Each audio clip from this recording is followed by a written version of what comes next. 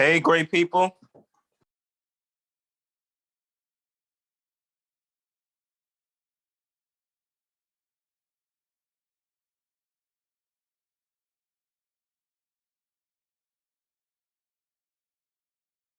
Okay.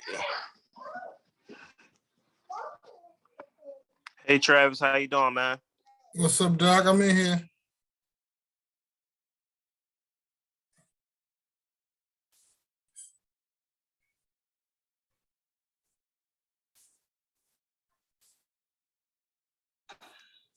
Hey, Keisha.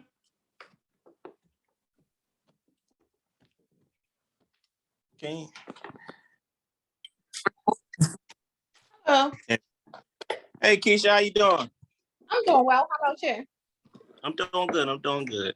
So, Good. we got we got Travis Shaw here. Travis Shaw is a home inspector. I'm gonna let him break down the history. But right now, just Travis, just so you know, this is recorded, and this will go out to just those in the Central Forest Park community. And once again, we'll kind of tell you the background, everything that's going on. But we just try to protect the homeowners here and potential home buyers and let them know what to look out for. So can you give us a history of your company, Travis, and how long you've been doing this for? Absolutely. Can you hear me? Yes. Yes, sir. Excellent. So I'm a licensed home inspector in the state of Maryland. I've been doing home inspections for about 5 years. Previous to that, I was a licensed general contractor. Well, I'm still a licensed general contractor, but I was an acting licensed general contractor, specializing in renovations in the Baltimore metro area. Currently, I'm a full-time home inspector. I've got about 6 people on my team, and we do home inspections throughout the Baltimore metro area. Awesome. So I guess when you think about Baltimore City and you're seeing a lot of development happen within the community. So Travis, can you kind of give us the different things that you're seeing and why should we go and get a home inspector? Why are you important? So, well, the home inspection is one of the most important parts of the buying process. The home inspection is going to give you a general idea of the condition of the home that you're purchasing. As a home inspector, we're responsible for checking the roof, foundation, plumbing, HVAC, electric. We'll typically check all your windows, doors, outlets, switches, electric panel. So this is a comprehensive diagnostic of your property. It's non-invasive, so we're not able to open anything up other than an electric panel. We can't cut open walls. But what we will do is give you a really good idea of the condition of your property, and it'll give you an understanding of what you're purchasing. So in this current real estate market, I'm finding that it's quite often that homes are sold with an as-is contingency, meaning that the buyer will typically have to take what they're buying, or they had to make the decision that they don't want to buy at all. And with that said, even if it is an as-is purchase, it's still important to know what you're getting yourself into, because you might get your home inspection and decide that you might not want to purchase the property, or you might want to make some kind of contingencies or concessions, or request some concessions from the person selling the property. So the home inspection is a vital importance. Got you. And do you have any stories to tell us? Maybe a good story and maybe a horror story when it comes to I really want people to be aware of what happens when you kind of don't have that home inspector piece. Absolutely. So during the course of a typical home inspection, while checking out the property, I find that I average about 30 to 40 items that I'm going to have recommendations on. Most of the items are smaller deficiencies or different circumstances that the buyer should be aware of. But every so often, I find things that drastically affect the buyer's opinion of the property, and often I reveal defects that many buyers weren't aware of at the time of the inspect when they were walking through looking at the house. I had a situation recently where a buyer decided to not get a home inspection. And they bought a $500,000 house in a specific part of Baltimore. And afterward, they began to renovate because they knew it needed some work. But the contractor told them that they had major structural damage and that they would end up having to do some extensive repairs that would likely result in them having to fully gut their property. This is an extreme circumstance, but it does occur. I've had it happen more than once this year. And so he was not prepared to put $200,000 into his property. So he'll, of course, be looking for options on what he can do to help remedy that situation. So that is, like, again, that was an extreme situation, but that kind of stuff is happening. And it's happening on smaller scales too, where people purchase homes and they skip their home inspections. And then they'll call me out to do an inspection after they've purchased to try to check the condition of the property. And I'll find extensive termite damage. I'll find aged appliances as far as HVAC, electric, and water heaters. And these are all items that a lot of times the client didn't budget for. So in Baltimore City, a lot of the buyers that I deal with are first-time home buyers, and they aren't necessarily in a financial position to purchase a home and then end up putting a new roof on or having to fully replace their HVAC system. Most home inspections they go smoothly, and they're going to have about 30 or 40 items that need to be addressed during the course of a home inspection. Today, for example, I did 3 home inspections. In the first home inspection, the buyer was very pleased with her property, but I did find some severe structural deficiencies where she had a house that was built in 1920, and it had an older style framing called balloon framing, and I noticed that the wall was bowed out, and the bowing was considerable, and you could see it in the bathroom. I mean, even with the tile work, they had to install the tile at a slant in order to try to make it straight. So that was a situation where I had to recommend a further evaluation from a licensed engineer. She scheduled one, and I suspect that the engineer is going to give us some news that she wasn't anticipating. And then my second inspection today was in an area near Johns Hopkins Bayview, and it was a 2018 built house, townhouses over there. It was beautiful. We got in and out of there in a couple of minutes, and there was nothing major to tell her about the property. And that's how that inspection went. And then my last inspection had some severe structural defects at the deck. The deck wasn't built properly, improper notching, improper framing, and the deck was technically a safety hazard. Aside from that, the house was in really great shape. So each house is its own individual project, its own individual entity, if you would say, and each house needs to be evaluated as its own individual situation. So I always would recommend that everybody gets a home inspection before the purchase of their home because of that, because of some of these situations that arise. Keisha, you got anything you want to ask? Sure. So what happens when you get a home inspection and none of these things are found?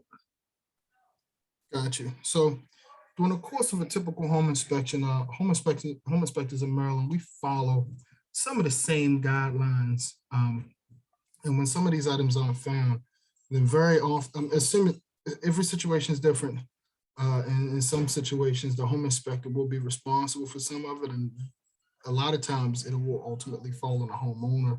So it is of the utmost importance to pick a home inspector who's been vetted, who has experience and has a good track record of successful home inspections. Okay, so in the Foss Park area, we're having a problem with that situation. Do you have, besides yourself, do you know of any other home inspectors that you can recommend? Absolutely. I actually have about 2 or 3 home inspectors who I would be confident in recommending for a home inspection in that area. Really good guys. A gentleman named Brandon Johnson is a really good home inspector. He's a licensed engineer by trade. A gentleman named Eric Washington. He's He's a licensed home inspector in this area. So all of the home inspectors that I recommend are in the Baltimore metro area. And it is absolutely important to get a home inspector that's comfortable with the area where the house is located. So if you're in Baltimore, you really want a Baltimore home inspector if possible, because we inspect houses in the condition and building style that you'll probably be buying. I do most of my home inspections in the Baltimore metro area, and I can walk into a house in just a couple minutes, and I'm familiar with the building styles. I'm familiar with the architecture. I'm familiar with a lot of the materials, and I can give a buyer a really good understanding of how the house was built, what it looked like beforehand in some cases, and some of the deficiencies that are current in that area. In the area where you're talking about, the Forest Park area, there's a lot of detached homes in that area that were built in like the 1920s, I'm going to say, and 1930s. And very often you'll find a lot of termite damage there. You'll find a lot of sloping floors. You'll find deficiencies with the beams in the basement, with joists in the basement. You'll find older style building practices, older style materials like knob and tube wiring. You'll find galvanized water supply lines. I always recommend to my clients in Baltimore City to consider purchasing underground plumbing insurance. There's a company out there that's partnered with the city, and they'll typically cover your water supply lines for about $10 a month. Home Serve is the company, and I don't back them or anything. I'm not involved with them in any professional way, but I know that is an option for a lot of people, and they should definitely consider it, because if your main drain lines or some of your underground water supply lines break, that is typically going to be a tremendous expense for a home buyer. We're talking $7,000, $10,000, and could be up depending on if there's landscaping that needs to be repaired or anything like that. So again, just to reiterate, it's really important to find a home inspector that's in the area that knows this area. And in the Forest Park area, they actually have a lot of row homes too, and a lot of the times the row homes will have a space under the porch.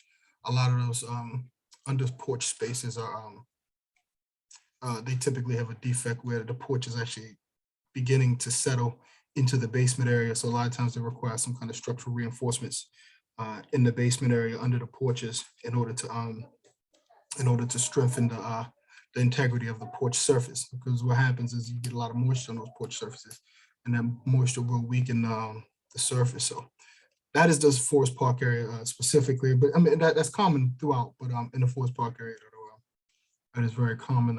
That's some of the common major defects in knob and tube wiring, again, that I mentioned previously, which is important to notice if you can. Sometimes it's in the walls and you can't see it, but if you most of the time there are bits of evidence that will suggest that there is knob and tube in the house, and they were putting that into houses when they built them back in the 20s and 30s or 40s and such.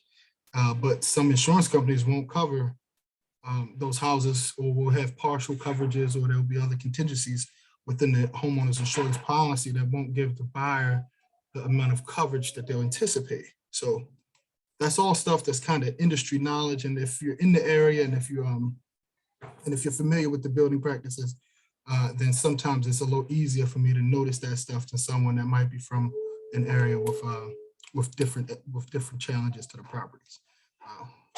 So hopefully that answered that question. Yes. So I have another question. So what happens when you do get a home inspection and the home inspector don't find any of these items, and then after closing the sale of the house, all of these items come about? Is the home inspector liable in any sort of way? In some cases, the home inspector will be liable. In many cases, to be honest with you, it will end up being the responsibility of the owner to fix these problems. A lot of times what happens is these items will be partially covered. So let's just say structural damage, for example. Let's just say some of the joists in the basement have some structural damage, or they have some significant termite damage. A lot of times these basements are being finished during the course of renovation before they're put on the market, and usually you can't see it. So a lot of times that stuff won't be available for the home inspector to see, and it'll end up being the responsibility of the homeowner. Very often, some of the biggest, not biggest, but some of the most common deficiencies that turn into big problems for homeowners that inspectors aren't able to catch. is drain line problems and water supply problems, because typically most of that stuff is concealed within the walls or within the ceilings. So Got you. So you're different from, so the city inspectors are one of the main ones, which is why people need to get permits before they go and do, contracts supposed to get permits before they go and do work, so that the city can check for damages like that. Is that how sometimes it's supposed to work? Is that how it's supposed to flow? Yeah, so the home buying process, I mean, from the beginning to the end, is ideally a system of checks and balances and of people kind of backing each other up. So if everything was to operate in an ideal way, typically an investor will purchase a property that's in that's blighted, and they would renovate the property up to current building standards. They'll pull the proper permits, and that would eliminate a ton of the problems that the home inspector would find if they did all of those steps correctly. And then at that point, because the building inspector will be able to see the house studded or framed out before insulation, before walls, before electric. And at that point, a lot of the problems will be caught. And as the walls are closed up, the buyer or the end user of the property will have a little bit of coverage as far as knowing that at least some building inspector did check these properties and it meets the most basic standards of building practices. So it's for, like, as far as liability, it's just very difficult to say. And I wouldn't want to tie myself into something when I'm not exactly sure. But a lot of times I think the most important thing is to work with home inspectors, agents, real estate agents, loan officers. Everybody in the process should be vetted. People should be picking up people based on reputations, based on personal referrals, and not necessarily just prices. So I know a lot of people, I get a lot of calls about home inspections. I do a lot of home inspections throughout the year, but every so often I will get people calling price shopping, and I understand sometimes it's the best price is the most important thing. But a lot of times you get what you pay for, and that's pretty much in every avenue, in every part of life. And I like to tell people when they call me and they price shop that you really got to consider that you're making the most expensive purchase of your life. And if you don't want to skimp on like an inspection for something like that. It's not like a car inspection that's just required and almost like a tax, but a home inspection is vital because it's a diagnostic of the property that you're buying. So you really want to be diligent about vetting your home inspector, vetting your contractors, vetting your agents, and you really want to be diligent about following your home inspector, taking the time to learn about your house. That's an important part of the process too for the buyer, if possible, during the course of the inspection, to actually ask questions, because sometimes us as home inspectors and contractors in any other trade, we're so used to seeing stuff that sometimes it isn't always apparent to us to explain exactly what it is, and it might be something that's important for you to know based on the intended use of the property. So hopefully I answered that question.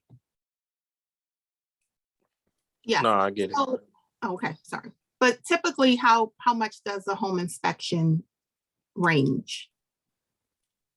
Generally speaking, a basic home inspection in the Baltimore metro area is typically going to cost you between $350 and $450. Now, of course, if you have a larger property, if you have a property with a lot of amenities, the price could go up. But $350 to $450 is a good range, and anybody that lands between that range is within range for a standard home inspection. In different parts of the Baltimore metro area, you're going to want to consider different add-on services. So very often in the Owens Mills area specifically, I'll find houses that are on well and septic systems, and you will want a well and septic inspection. And you want to be aware of that because well and septic inspection could easily cost you north of $1,000. That's just for well and septic. You're definitely going to want to consider a termite inspection. Those prices range anywhere from $40 to about $125. Again, based on the size of the house, based on the conditions of the house, if there's a crawl space, an open basement, so on and so forth. And then you want to consider a radon test. Radon is a colorless, odorless gas. It's the byproduct of uranium that breaking down in the soil and seeps through the foundation of houses as a gas. And then once it hits the oxygen, it turns into a small specks of solids. And you breathe it in, it could it's widely considered to be a cause of lung cancer, one of the top causes of lung cancer outside of smoking. So a radon inspection will typically cost you anywhere from $100 to $200, depending on other some of those same guidelines and some of those same stipulations. And then there's other inspections like a sewer scope inspection. So when you suspect that there's a broken drain line, or if the inspector sees cast iron piping, or when I see some dips in the yard and there's some other indications that might lead me to make the recommendation that the client consider sewer scope inspection, which will typically cost you anywhere between $150 and $300 in most cases. So those are some of the most common inspections that a home inspector is going to cover. And as a home inspector, I typically make recommendations for further evaluation of different systems of the house. So for example, if I see a lot of electric deficiencies at the electric system, I'll recommend that the electric system be evaluated by a licensed master electrician. And typically that electrician will come in and give me their guidance on what they think is wrong, or if anything is wrong, it just might be unusual, or if, or in some cases give estimates for to bring the property up to some kind of standard. Same thing for HVAC. Very often I'm recommending roofing certifications. In Baltimore City, we got a lot of different styles of roof, but one of the most common is the flat roof of Baltimore City row homes. And those roofs tend to leak a little more often than other styles of roof. So I always like to have my clients be prepared to make some repairs, because you got a style of roof that's more prone to leaking. But the good side of that is that flat roofs are typically a little easier to patch, repair, and maintain. So there's ups and downs of all of the different aspects of the house. So in that case, you're just going to want to listen to your inspector, listen to his recommendations. Definitely consider a full home inspection and a termite inspection. That's pretty standard, and that's why when clients call me, I'm pretty much going to give you a quote for a home inspection and termite inspection, because you need them. And then the thing about home inspections is the best case scenario is that we get into a house and we don't find much, and that's sometimes a little discouraging to clients financially, because they just paid $400 for an inspection and the inspector didn't find much. But I think that there should be some solace in the fact that the home inspection went well. And to kind of go backtrack on what was said about missed items at inspections, I don't even consider that, to be honest with you. I go into a home inspection, and more often than not, I would say overly thorough, but I'm very thorough with my home inspection. So I don't even really consider missed items. Things happen in all circumstances, of course. And I like to let my homeowners know that, when you move in the house, things are going to break eventually. So you're going to want to have a budget in place. You want to have warranties. You don't want to have anything that can kind of back you up and prepare you for the inevitable homeowner repairs.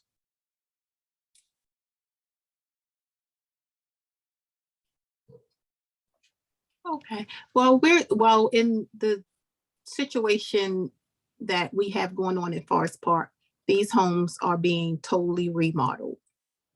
Home inspectors are coming out, not finding anything, and then soon after the homeowner closed on the homes, we have a whole bunch of problems. And see, So go ahead. I'm sorry, I didn't hit you, didn't finish, and I cut you off. My apologies. No, go ahead. You're fine.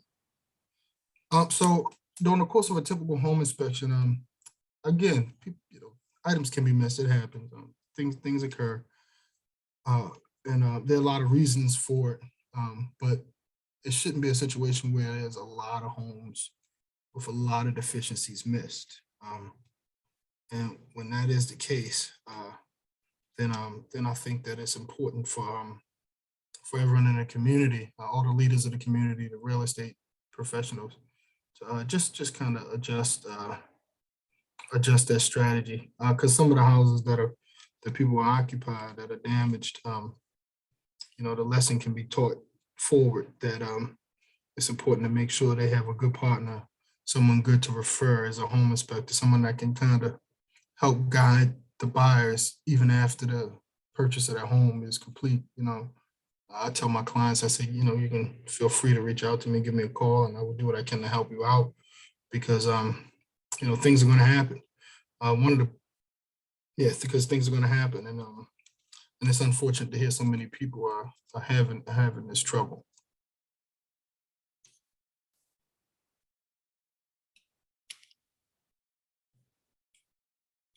So